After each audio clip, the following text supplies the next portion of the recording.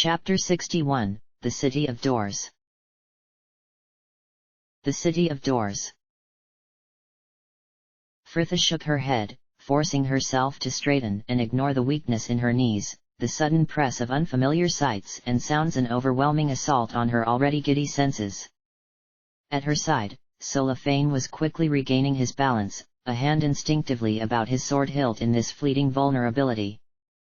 Anomen and Imoen were recovering similarly, a pace or so away, Imoen stooping unsteadily to snatch the portal stone from the cobbles at her feet. The whirling, weightless flight of planar travel definitely took some getting used to. It seemed they had arrived on the outside edge of a huge market square, and from the relative shelter of the building behind them Frithia gazed out over a sea of grimy-colored stalls. A huge set of scales 3 stories tall towered above the throng to west, and everywhere there were people, though perhaps to describe them as such was generalizing somewhat. There were a few humans, though they were more than outnumbered by the denizens of 1,000 other planes. Tieflings, SMR, gnomes, drow, elves, dwarfs, geth and many races she would not even like to guess at names for were all bustling past each other on their way about their business, browsing the stalls or putting up posters advertising plays or shops or the latest propaganda for their faction. The air was heavy with choking dust, stirred up by hundreds of tramping feet, the fetid reek of the masses stinging her nostrils, and Frithia found she seemed to be constantly swallowing a cough. "Look at this place," murmured Solafane next to her, and Frithia felt giddy all over again as she followed his gaze upward to the sky where buildings hung like tiny stalactites from the distant arc of heaven, the very ground they stood on now slowly curving around to make the roof in an endless ring of cityscape. Back on the ground, a pair of barriers trotted past, one snorting primes audibly as though it was the worst insult she knew. Imoen was trying to refuse a faction leaflet from some wild-eyed woman wearing a jumble of brightly colored rags, while further along the narrow avenue left before the shop fronts, people were scooting back as a snub-muzzled Glabrezuo stomped through with an entourage of tiefling guards. "Out of the way!" shouted one of them, the 2 men on the street before him, a grimy gnome and his half-elf companion, hastening to oblige before they were shoved clear. "Take a short stick and pike it, sodding fiends!" shouted the half-elf after the group, though Frithia noticed he made sure his voice did not carry over the surrounding din. The gnome looked worried all the same, a slap to his arm preventing any more. "Here, Brast, be peary, you addle cove! You heard me this morning, I promised Letha I'd be home before peak. She's going to pen me the dead book for sure this time." Frithia ignored their argument, wishing she could close her eyes and block out the noise for a moment. Something didn't feel right there. It was as though something was watching her, not malevolent, just aware. "Here, outsider," called a friendly voice, a grubby man, who could have passed for human apart from his 6 fingers and oddly slitted pupils, elbowing from the crowds. "You just come in from the prime, right? You be needing a tot, can't get by in the cage without a guide, Perhaps," conceded a gnomon, "we need to get to the abyss, the plane of yawning portals to be exact." "You lot are headed Dark Ward," he cried, glancing over them as though to be sure he had not missed some hulking warrior god who would negate his incredulity. "Are you clueless or just plain barmy?" "Neither. Now do you know of a portal there or not?" "Look, Burke." "Frithia, are you well?" murmured that voice behind her as Frithia dropped her head into her hands once more. That watchful presence and the noise, the very air seemed to be pressing in about her. She just needed a moment to think, to. Firm hands were gently pushing her further back from the crowds into the lee of the tavern behind them, Solafane calling to the others. "Anomen, Imoen, I think we need to." Imoen was still fighting to extract herself from her zealous preacher. "No, I don't feel that chaos is the ultimate goal of life." Listen, I really have to, Fritha. But Fritha was not listening to them. The din of the market and even her friends suddenly muted as the door beside them opened, and a voice raised in a familiar melody drifted out with 2 patrons and the scent of beer. She caught the door before it closed, a glance to the signage above proclaiming the Drunken Dabus in few different languages. It was a modest, clean tavern and fairly new from the look of the furniture. It seemed they had arrived before the noon rush, a scattering of people seated at the tables and paying little mind to anything but their meals. Behind the bar, a woman with short, turquoise hair and a small set of horns curling from the wavy tresses was smiling in greeting. But Fritha ignored her, feet carrying her forward of their own volition as she moved to stand before the small dais in the back of the room and the twilight-haired bard who was playing there.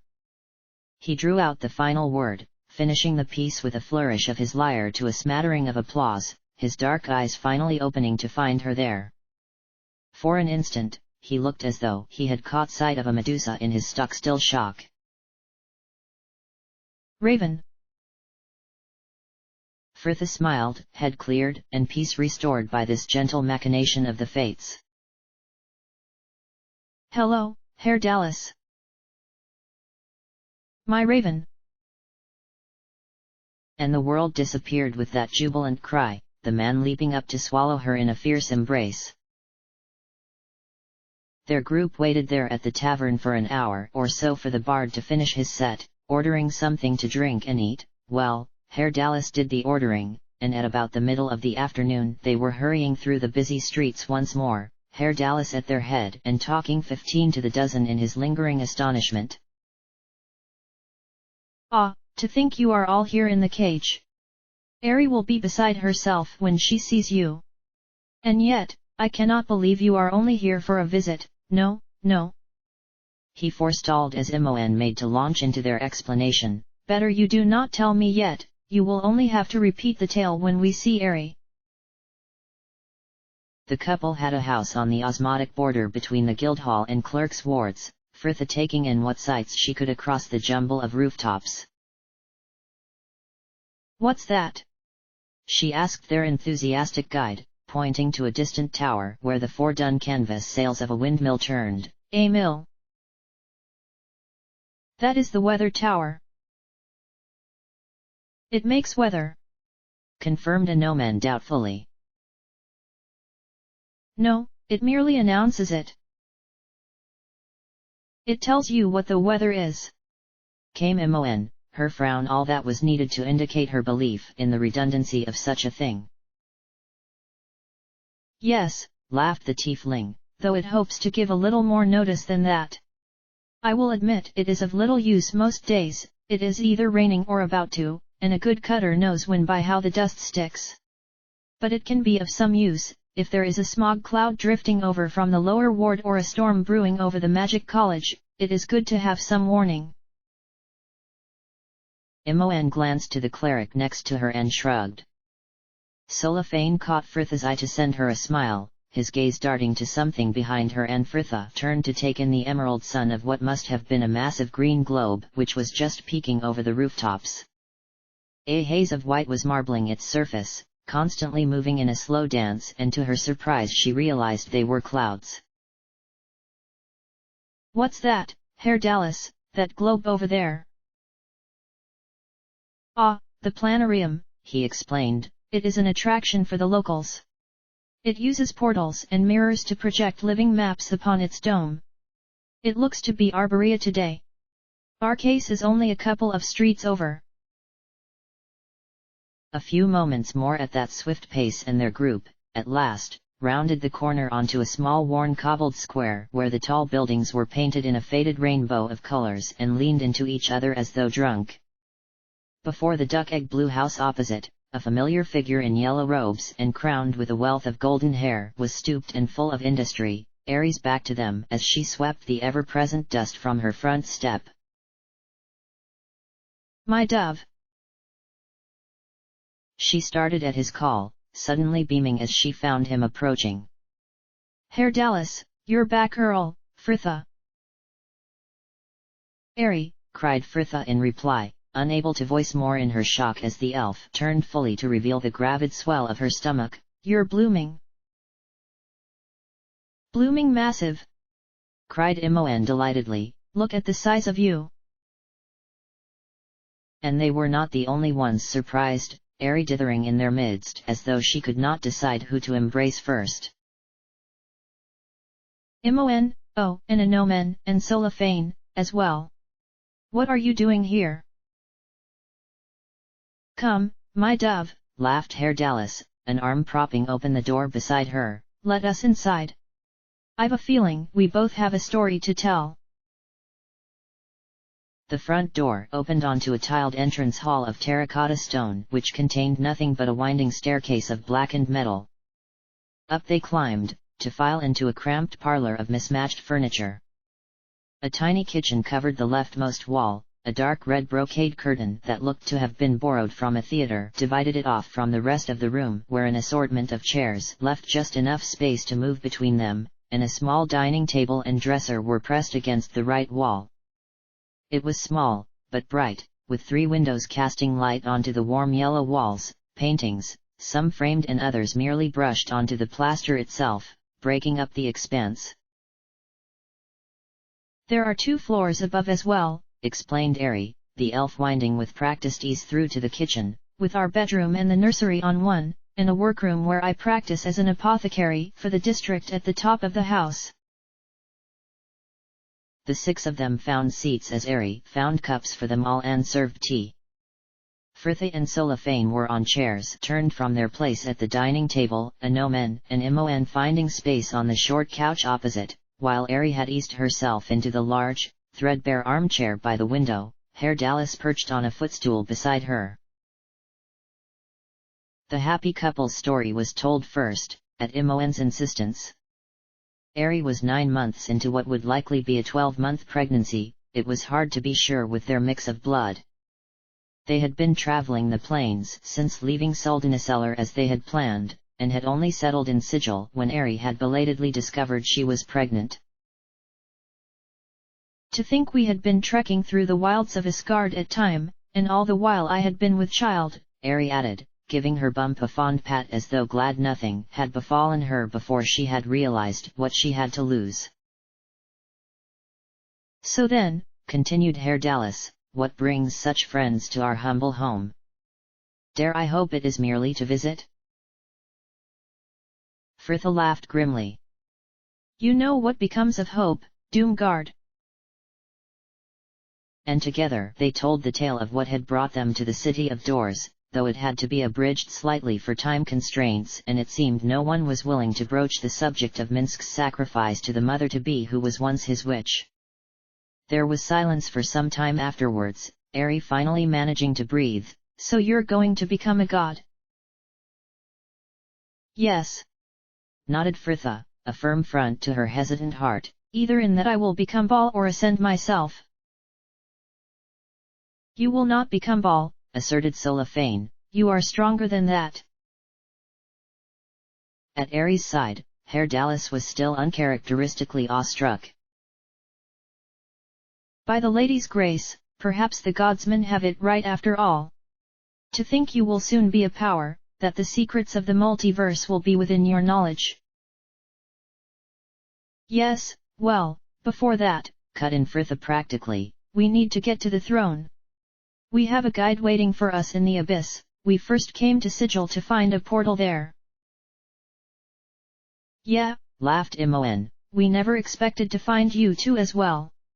Maybe the stone had something to do with it. You and Fritha were the last ones to use it, maybe it's attuned to you." "And where in the abyss do you need to be?" asked Hairdalis. "It is rumored to be infinite." "The first level," provided Anomen.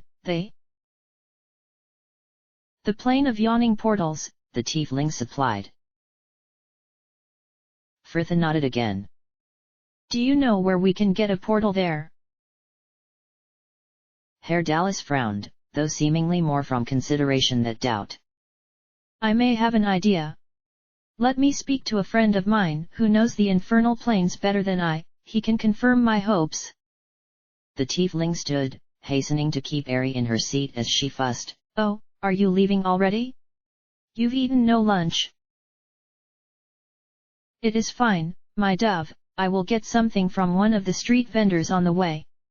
I will need to speak to Tamux before the rehearsal." "You're in a play?" asked Imoen. "Not as such. The Lilting Sparrows troupe is rehearsing its latest endeavor over at the Sunken Plaza. I wrote the score and so will need to attend as well." "You're writing whole scores now?" cried Fritha, making no effort to hide her delight.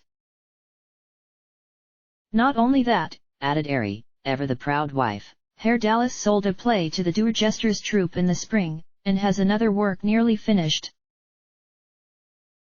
"Mere trifles to earn a copper," the man demurred, though he looked rather pleased with himself all the same as he stooped to kiss Airy goodbye. "Now, this sparrow must fly."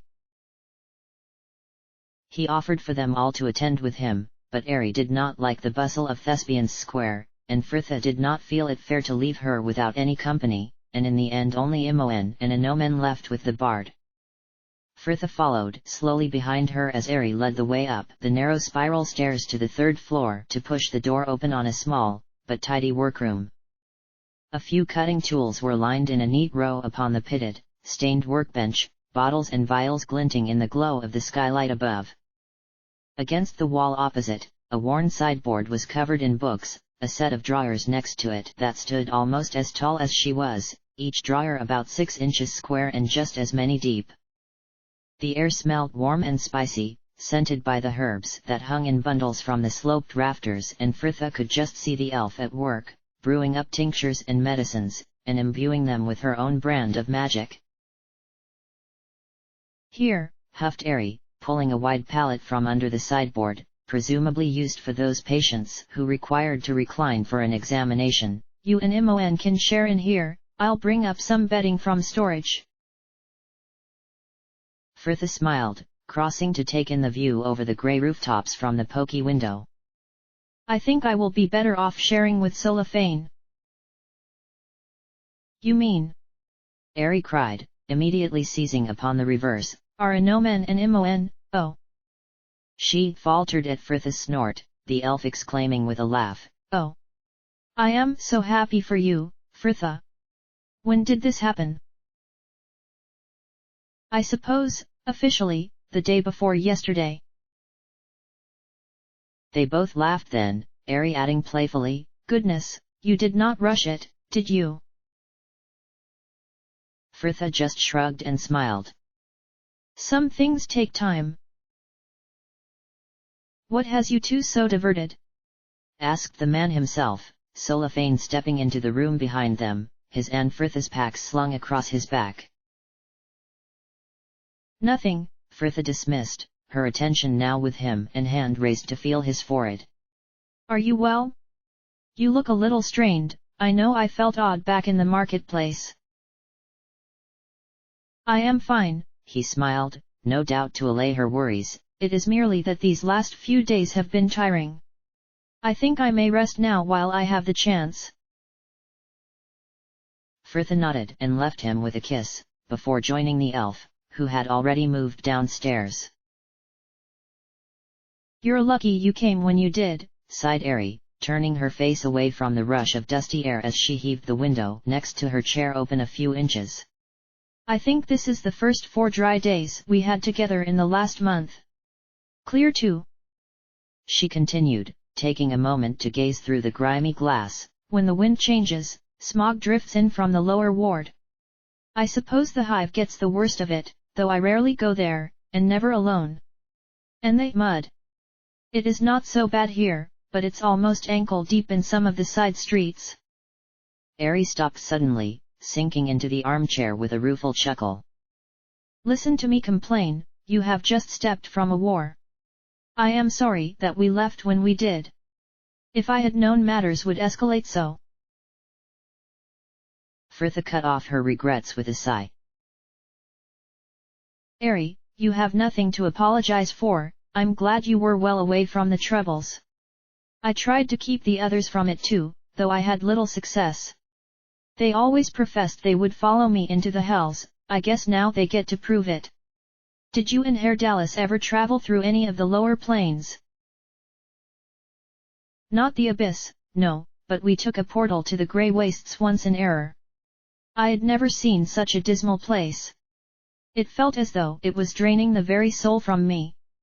We managed to find a portal out after a day, but I couldn't shake the feeling so easily.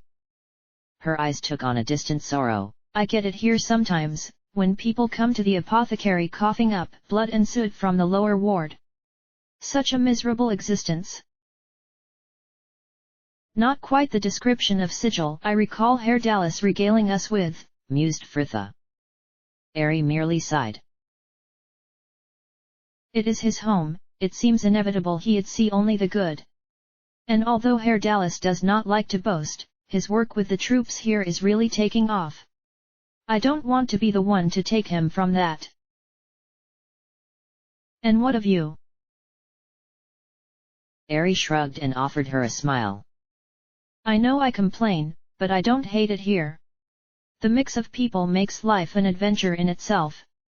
When I first started work at the apothecary in the lower ward, I never knew who or what would be arriving next.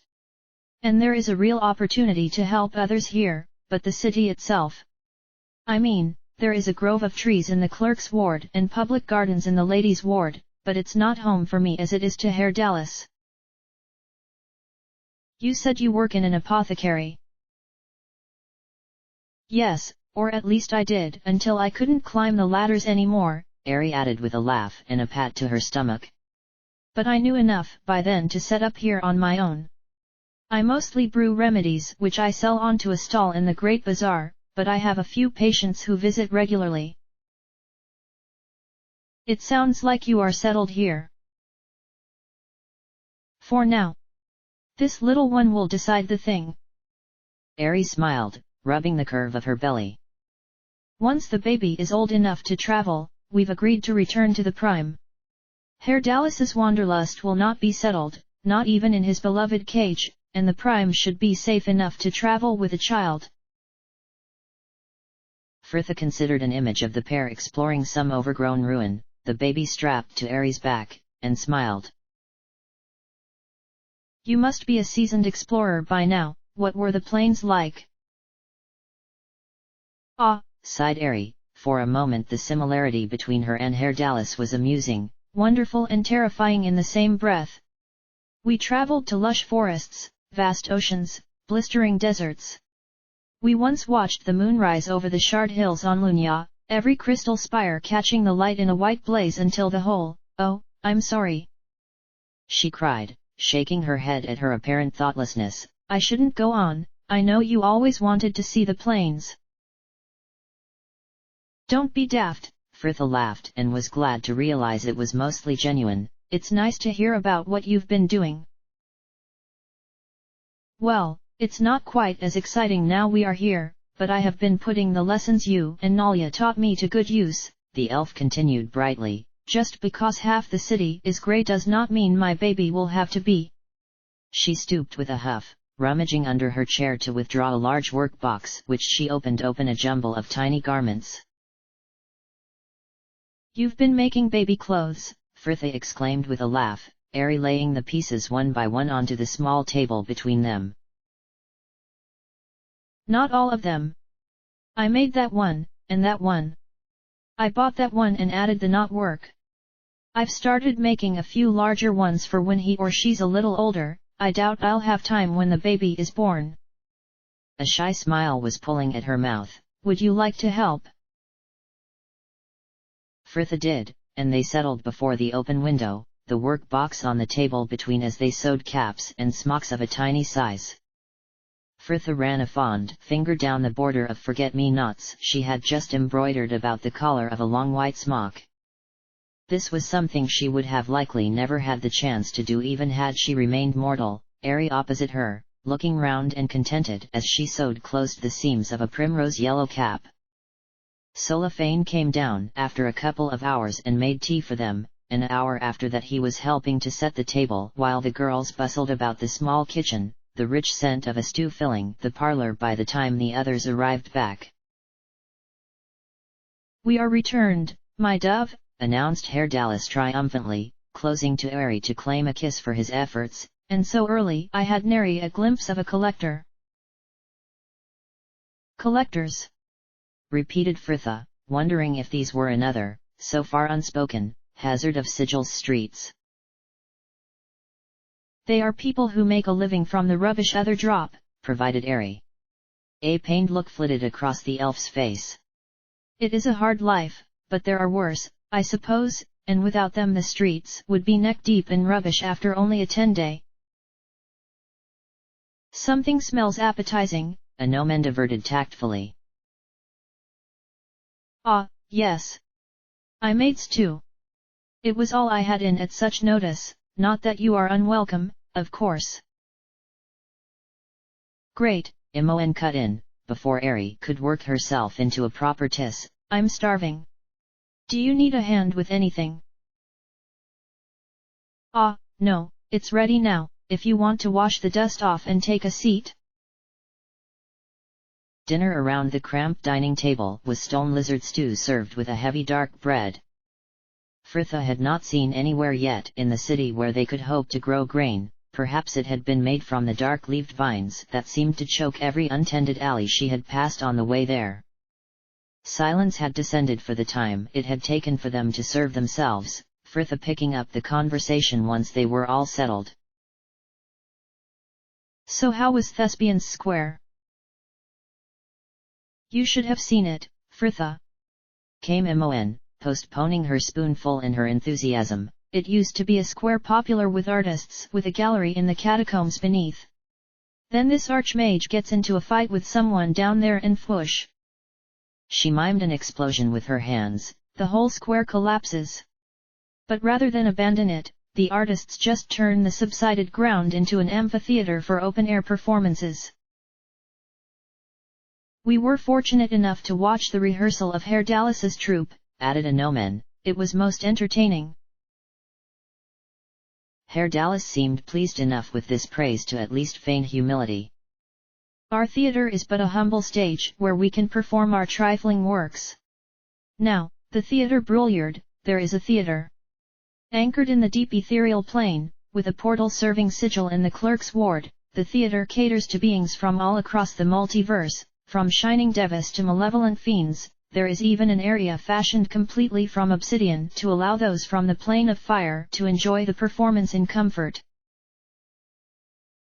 We saw the edges of infinity there a month ago, added Eri conversationally. There is no stage to speak of, and magic can make the void look like anything required as a backdrop. Watching the actors float in reminded me of the performances back in Faenia Dale. And speaking of portals, continued Hairdalis, I asked about, just to confirm this sparrow's ken, and I can tell you there is gate to the plane of yawning portals in Plague Mort. Is that a district here? Asked Solafane. Nay, it is a one of the gate towns. If Sigil, upon its spire, is at the hub of the Great Wheel, then the gate towns would be at the end of each spoke. However, to find a portal there I fear even I will need some help. I suggest we speak to one of the greybeards over at the Guild of Doorsnoops tomorrow. Doorsnoops? Yes, continued Hairdalis keenly, he seemed to be enjoying being their source of all knowledge. It is rumored they are part of the Revolutionary League. They want to see the rest of the factions in Sigil go to the mazes, though I doubt such a thing is possible. They can however significantly reduce their power hold by charting all the portals and making the knowledge available to all for a modest fee, and that is exactly what they are doing. So, they'll know of a portal to Plague Mort. Confirmed Fritha. More than is likely, my raven. Once in the burg, the portal to the abyss will be obvious. By all accounts it stands open and requires no key. I suppose where it leads is security in itself, offered a gnomon grimly. A certain stillness seemed to fall over the table. You lot might not have to come further than the portal, ventured Fritha. If Brianna is going to meet me and... You are not going into the abyss alone, cut in Solafane. the quietness of his words somehow making them firmer. Yeah, added Imoen, after this far, I'm not bailing out now. Besides, you might need our help with Melissan. Herr Dallas was grinning broadly. Well, it looks as though your Cotter are set upon their course, wherever it is to take you. You always could command loyalty, my raven. Let us hope the quality stays with you, you will be a goddess without rival. Frithia smiled, if only because Herr Dallas meant well, Solafane wrapping a comforting hand about her own beneath the table as the bard sighed longingly. Ah, your story would make quite the play, though I doubt any would believe it. Frithia pulled the final loop tight and the yellow silk closed to make the last of 4 clustered knots in the center of the daisy she had embroidered upon the stiff linen apron. Outside the window, the city was dark. Ari had retired an hour ago, the others leaving the conversation one by one to make for their beds, Solafane the last to leave her with a kiss and a warning she would strain her eyes if she worked in the lamplight much longer. But Frithia had stayed. She had wanted to finish the piece, it felt important to finish it. Frithia laid the completed work over the back of the armchair opposite, ready for Ari to find in the morning, and she imagined the elf's delight, first on finding it, and then that moment when she first tied it about her baby, the unborn child cooing behind Frithia's eyes. A sound on the stairs in the corner started her from her reverie. Herr Dallas was descending, a dusty wine bottle in hand, and he nodded to her as he made his way past the curtain to the kitchen. Here, he announced, returning to set 2 cups on the table beside her and sinking into the armchair. I have been saving this for a special occasion. Then, wait, Frithia smiled, her gaze back on her apron. I think you will have something very special coming along soon. But Herr Dallas ignored her, taking a knife to the wax and slowly easing free the stopper. Frithia sank back into her chair to accept a cup. The Bitopian wines do not keep, and I do not think Ari will be much impressed if I am drunk for the baby's first day. This from the man who faced dragons.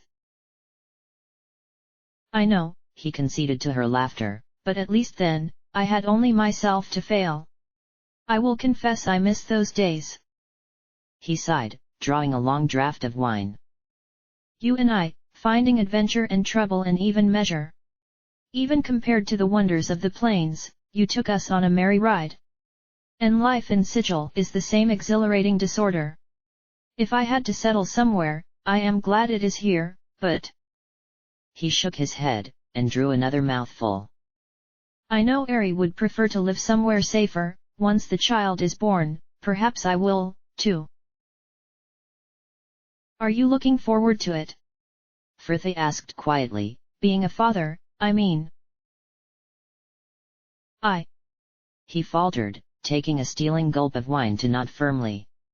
Yes, but I cannot deny there are times when I realize the enormity of what is going to happen, and it terrifies me. I suppose all memorable adventures must hold an element of danger. Herr Dallas snorted, a wry smiling pulling at his mouth. 'Tis true enough. And what of you, my raven? You face a far more frightening fate than I. Are you afraid of what is to come? Frithia merely shrugged. Not of dying or becoming a god, or even of becoming Baal, but I was frightened of being forgotten, the idea that no one really knew me. But that isn't true, and even if I am forgotten, will that be any great loss? Is my life worth remembering over some poor sod who lives off rubbish? You will not be forgotten, he assured her, a sly grin creeping in as he added, I am certain at least one of your company will recall you to the day he dies. How long have you and Solafane been paired? Frithia smiled faintly, unsure herself. I don't know. I think since almost we met, though neither of us knew it. I had my jink on you and Inomen, the bard admitted brazenly. No, giggled Frithia. I love Inomen, but we did not suit each other that way. Well, you will find no argument in that from me. Now, Herr Dallas continued, straightening slightly in his seat to top up their cups, come the morrow, I will help you find a portal and key to Plague Mort, but you need not all attend. Why do not you and Solifane go about the city with Ari? She would be glad to show you the wonders of the cage. You know, he added, his smile fading somewhat, that deities are not allowed in Sigil. This could be your last chance. Fritha smiled, and raised her cup in toast to his thoughtfulness. After all your tales, how could I refuse? Imoen kept pace with the two men to either side of her. It was mid-morning in the clerk's ward. Most people inside the offices, fussing over their ledgers, and the streets were quiet enough for them to walk three abreast. Ari had left just after breakfast with plans to show Fritha and Solifane the sights, Imoen remaining at the house with Inomen and Herr Dallas, playing cards until the time the Guildhall finished its morning business and opened its doors to the public. Here, it is just up ahead, came the bard eagerly, drawing to a halt before a building of plain red brick that, as a rarity for that area, had no shining brass plaque beside the door, and Imoen would have passed it by without a second glance. Herr Dallas pushed open the plain, heavy door.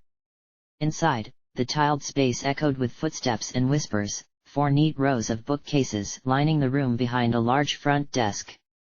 A dark-haired elf in robes was seated behind it, Herr Dallas holding a murmured conversation with him and handing over a small purse before he nodded once, turning his head to call behind him, Charter Sinden. A bespectacled older tiefling with a shock of wiry violet hair and plum-colored skin stepped from behind one of the bookcases. A hushed exchange passed between the two men, the robed tiefling straightening to nod once. I see. Please come with me. He led the way through the first room and on into the next, men and women in similar robes gliding between the bookshelves, Charter Sinden continuing conversationally, It is a shame it's the first level of the abyss you want. Rumor has it Tish over at the Monoglood Leg Gambling Hall has a portal to Avernus in her back room. She signs up creditors who can't pay their debts to lifetime service in Blood War. The three followed him through the piled bookcases, the tall shelves interspersed here and there with huge chests of drawers. Imoen paused to read the labels. Reaver claws.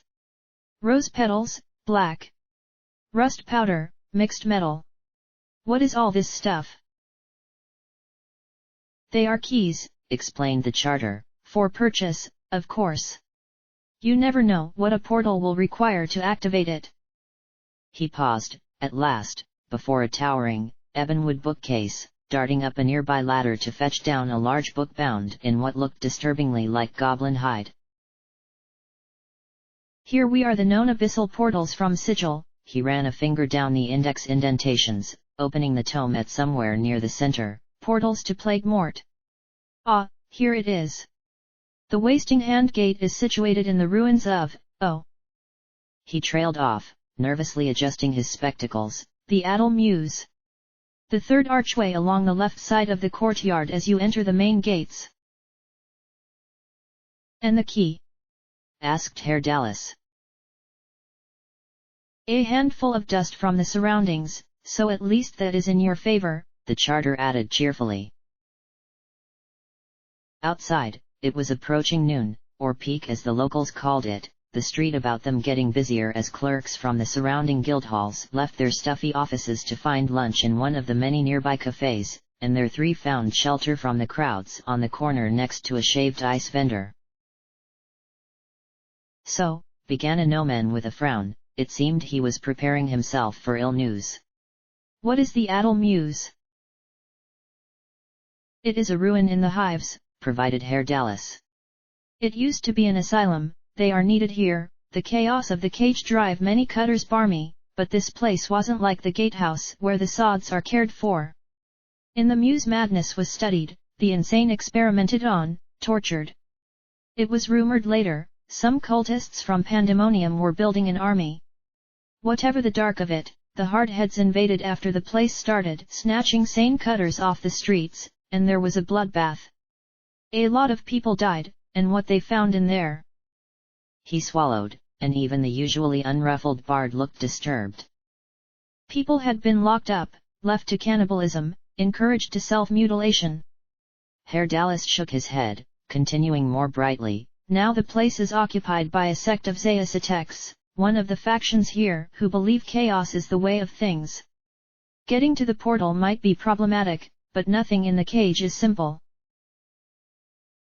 Imoen was beginning to get that impression, the three pushing their way across the street to join the crowds heading towards the market ward, the throng choked at the end by a diversion. It seemed there was some building work occurring in one of the alleys, and the road was closed, Imoen peering over the makeshift barrier as they passed. A group of yellow-skinned humanoids, two small horns protruding from their snowy hair, were hard at work erecting a wall. They could have been tieflings barring the fact that they were floating. Imoen was mesmerized as images appeared in gold above the closest one's head. What are they? Dabuses, explained Herr Dallas without stopping. The pictures you see are the way they communicate, visual riddles that have meaning for the Kenny. They are the lady's servants and they change the city as she wills it, opening streets here and closing others there. Why? Now there is a question, and one to which the answer is best left dark, laughed Herr Dallas in an irritatingly cryptic manner. It is not wise to look too closely into the lady's whims. Imoen snorted, the whole point of secrets was to find them out. When Fritha becomes a god, I'm going to ask Fritha to ask her. Herr Dallas was laughing so much he could make no reply, the man at last calming enough to clap her soundly on the shoulder. Come, my merry Robin. I believe we are to meet our friends at the Laughing Modron. They set out once more, avoiding the busier streets near the Great Bazaar and heading towards the ladies' ward. Sigil felt like a whole other city there, with its pristine marble manors and guild halls, the nobles all strolling the wide avenues in the latest silks and furs from all across the plains. Imoen let her gaze wander over a particularly handsome man who was crossing the street before them.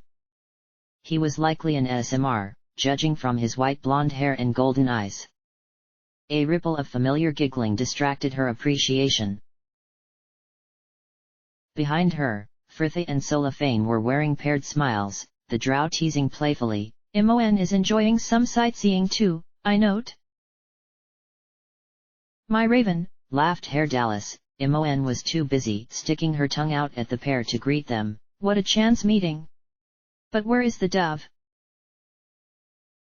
Her feet were hurting, offered Fritha, so we went to the tavern earlier and left her there to rest, while we stepped out to visit the statue in Foghorn Square. What's so good about a statue? asked Imoen.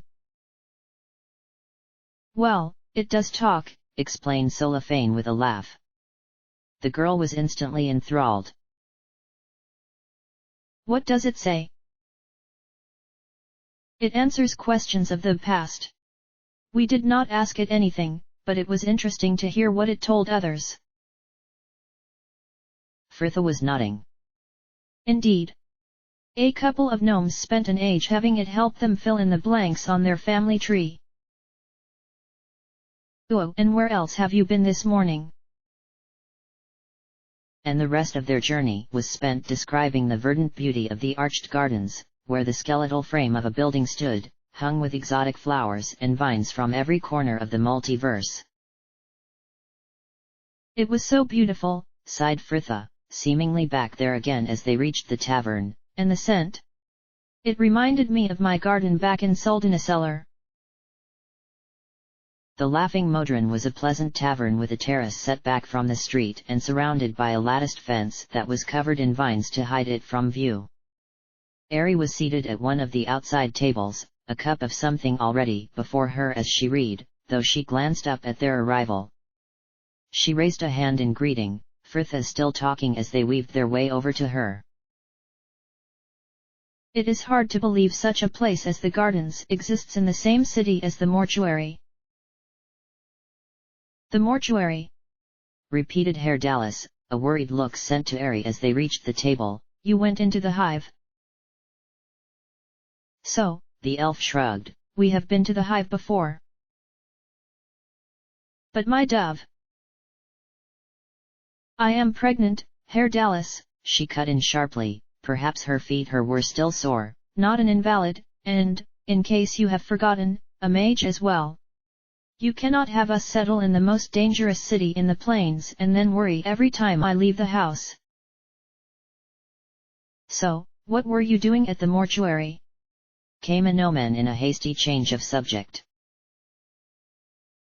Oh, nothing, answered Fritha. But there is cenotaph before it, these huge obsidian stones making a walled square, and if you pay a silver they will add a name for you.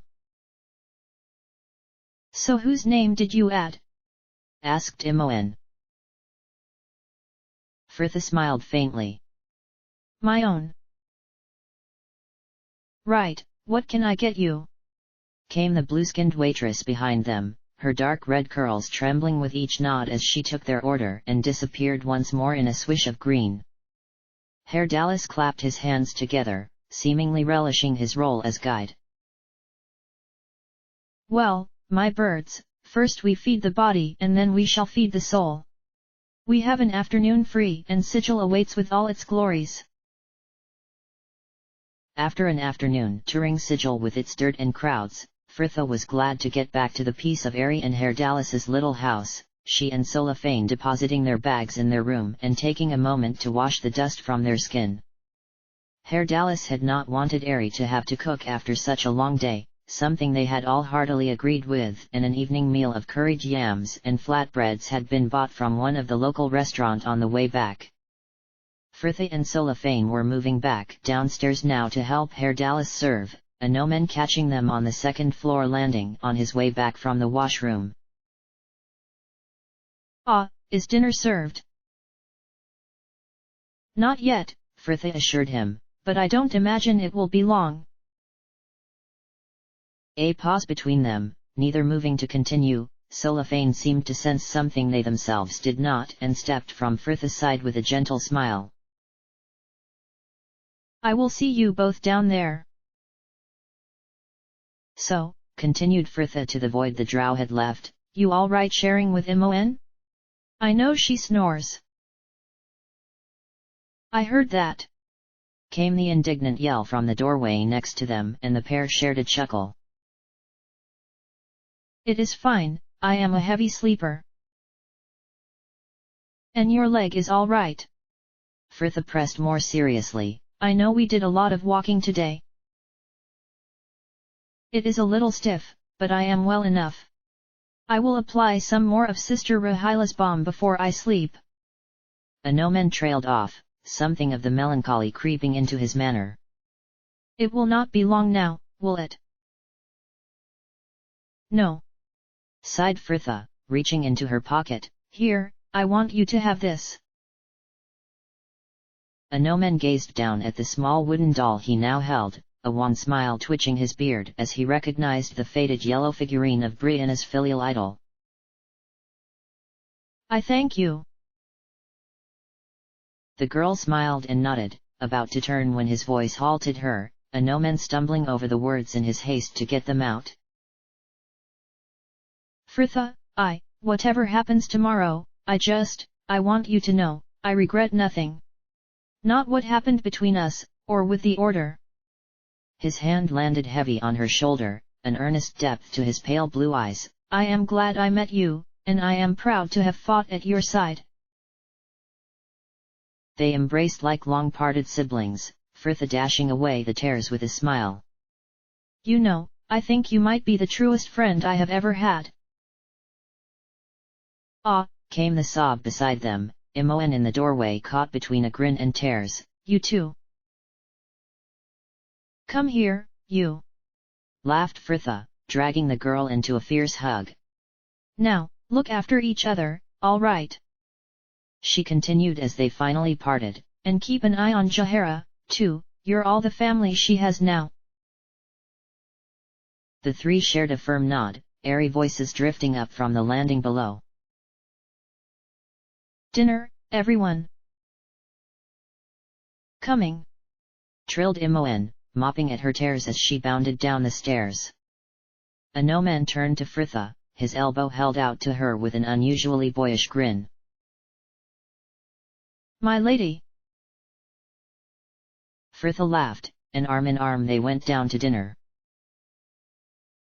Herr Dallas paused on the bottommost step.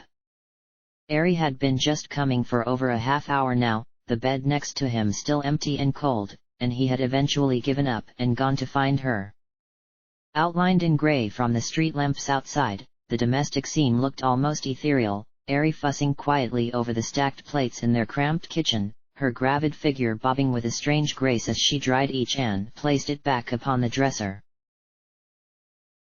Ari! She started at his voice, guilt and frustration mixing in the frown she sent him as he weaved his way to her side. My dove, he continued, easing the cloth from her hand. I said I would do that in the morning. I know, I was just... Ari sighed, easing herself down into the worn armchair before the window. Herr Dallas sank on the footstool beside it and for a while they sat in silence, Ari stroking his hair as she gazed out the window onto the silvery fog. They will need a guide tomorrow. It took him a moment to register she had spoken, the man pulling back to offer her a smooth smile. And that is why I will be taking them into the hive, as promised. That look of bold vulnerability seemed to make his heart stop, Ari's face both fearful in youth, and ripe in matronly wisdom, and in that instant she was transformed to some insightful goddess of fecundity, a mother to all sigil. You know what I mean. They will need a guide on the plains. Sparrow. She sighed, a fond smile creeping as she brushed some stray tress behind his ear. I know you better than anyone, you want to go with them. He felt the tension of the day snap, the conflict within and all the more exhausting now it was admitted, and he rested his head upon the warm curve of her stomach. Yes, but I wish to remain, too. I am at war, my dove. Adventure pulls the bard in me away, but you keep the man in me here. I will not distress you in this, Ari. A soft ripple of resigned laughter, the girl combing fingers through his hair to cup them under his chin and raise his face to hers once more. You always were one for dancing off on Fritha's mad jaunts, go, see them safely to their goal. She smiled, moving a thumb up to stroke across his eyebrow and taking his free hand to place it upon her swollen belly. Just come back to us, all right. A kiss sealed their promise. End of chapter.